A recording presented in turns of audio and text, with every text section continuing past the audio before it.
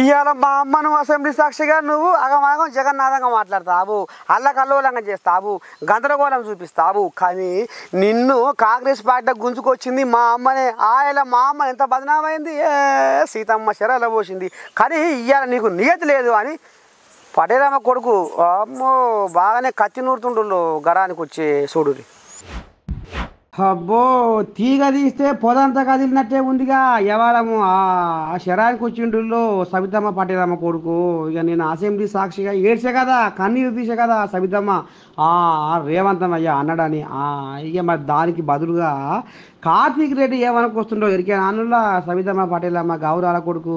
ఓ రేవంతం అన్న ఏందన్నా, ఆనాడు నిన్ను మేము కాంగ్రెస్ పార్టీలో తీసుకొస్తే కాంగ్రెస్ పెద్ద మనుషులు, కాంగ్రెస్ ముత్తైదువులు, కాంగ్రెస్ సీనియర్లు మీరు ఎట్టా తీసుకొస్తారు రేవంత్ రెడ్డిని కాంగ్రెస్ పార్టీలో కానీ మమ్మల్ని నీ దండం పెడితే ఒక్క తీరుగా అన్నరా, ఒక్క తీరుగా జాపిచ్చిరా, ఒక్క తీరుగా బదనాం చేసిరా.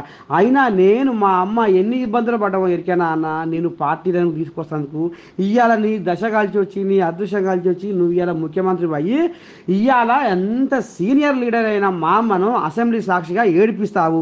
నీకు ఎట్ట న్యాయం అవుతుంది, ఎట్ట జయమవుతుంది, అసలు అంటందుకు నీకు నోరెట్లా వచ్చిందన్నా అని ఈ రకంగా కార్తీక్ రెడ్డి రేవంతమయ్యకు సురుకు పెట్టిండుల్లా సోషల్ మీడియాలో. ఇక చూడు ఏమనుకొచ్చిండో.